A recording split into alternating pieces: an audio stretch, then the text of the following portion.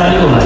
Hari ini kami akan membahas peristiwa besar yang terjadi di Indonesia, yaitu banjir besar yang melanda Bali pada November 2025 dengan dua rekan reporter kami, narasumber warga, perwakilan BNPB, dan seorang ahli lingkungan.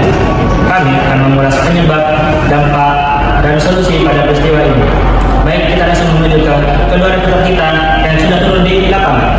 Terima kasih kepada pembawa acara. Kami sekarang berada langsung di lokasi kejadian. Namun saat ini kami berada di bangunan yang masih bisa dibilang cukup aman dari dampak terjadi banjir di Provinsi Bali saat ini. Nah, kami ingin mengimbaukan bahwasannya banjir yang terjadi di Provinsi Bali kali ini itu terjadi bukan hanya karena adanya curah hujan yang tinggi atau cuaca ekstrim, tapi karena adanya tata kelola lingkungan yang kurang baik serta kerusakan ekosistem atau kerusakan lingkungan yang terjadi secara terus-menerus. Nah, benar sekali. Data dari BNPB menunjukkan 17 orang meninggal, 5 orang hilang, dan 500 bangunan rusak, termasuk pasar, jembatan, dan juga rumah warga. Nah, daerah seperti Denpasar, Badung, dan juga Jembrana menjadi tempat yang paling terdampak. Selain itu, pemerintah dinilai kurang efektif dalam menyebarkan peringatan dini, sehingga banyak warga yang tidak siap dalam menghadapi banjir.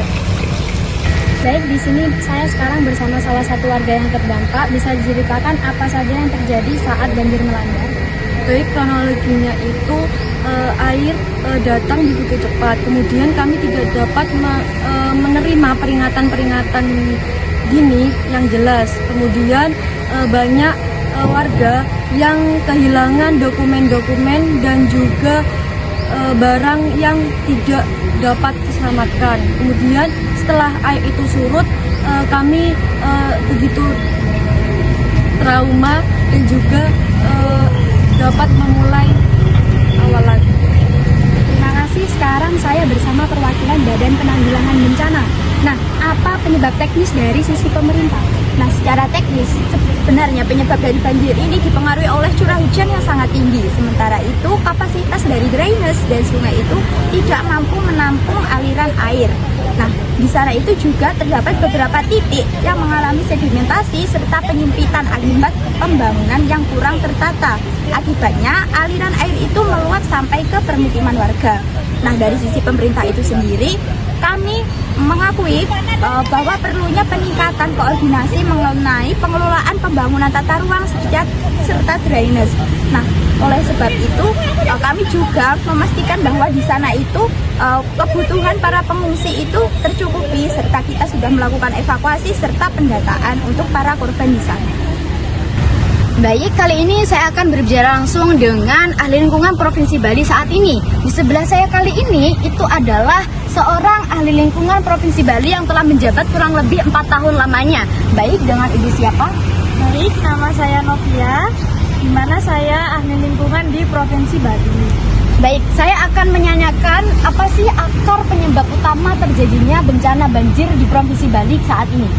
Nah, jadi gini ya Mbak, secara ilmiahnya banjir yang terjadi di Bali pada tahun 2025 ini itu merupakan hasil dari adanya interaksi antara manusianya dan dinamika alam.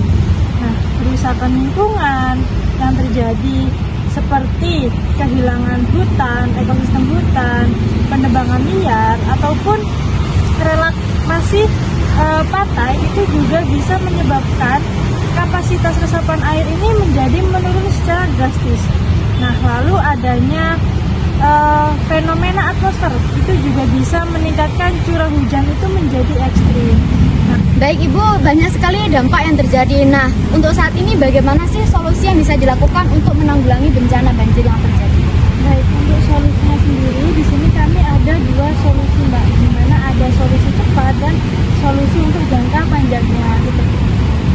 Untuk solusi jangka cepatnya sendiri itu apa sih Ibu? Nah, untuk solusi solusi cepatnya itu ada di sini kami pemasangan early warning system yang berbasis IoT. Nah, di mana sistem ini tuh bekerja untuk memperingatkan masyarakat yang berada di zona merah. Nah, itu ketika air sudah melebihi batas maksimal dan debit airnya itu nanti ada sirine yang berbunyi, pengeras suara ataupun SMS ke warga sekitar tersebut. Seperti itu. Selanjutnya ada pembersihan pembersihan sungai di sekitar. Nah, selanjutnya ada pembuatan sumur resapan di sekitar rumah warga, di depan ataupun di tempat yang sulit untuk air itu bisa naik seperti itu.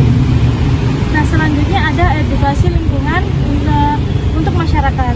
Nah, mengedukasi masyarakat bagaimana sih cara untuk menjaga lingkungan, apa sih gunanya kita ini membuang sampah pada tempatnya, seperti itu. Selanjutnya ada solusi jangka panjangnya ya. Nah, solusi jangka panjangnya ini di sini kami ada merevisi kebijakan tata ruang. Nah, selanjutnya di sini ada pembangunan infrastruktur hijau, di mana nanti ada seperti kota hijau ataupun taman resapan tersendiri. Selanjutnya ada ini pengelolaan daerah aliran sungai. Nah, perbaikan aliran sungai yang terpadu ini juga bisa mencegah ini aliran air yang cukup deras seperti itu. Baik, banyak sekali nih informasi yang bisa kita dapat dari Ibu selaku ahli lingkungan. Terima kasih saya ucapkan untuk Ibu karena telah meluangkan banyak sekali waktunya. Selanjutnya akan saya kembalikan kepada pembawa acara yang berada di studio TV. Terima kasih kepada seluruh narasumber. Banjir 2025 kali ini menunjukkan masalah ekologis yang serius akibat buruknya tata ruang dan juga minimnya kepedulian lingkungan. BNPB mencatat total korban 17 orang meninggal dunia dan 5 orang hilang dan 500 bangunan rusak di Denpasar, Bandung dan juga Jember. Sementara pemerintah kurang sigap dalam memberikan peringatan dini. Terima kasih. Semoga wawasan hari ini bermanfaat bagi kalian semua.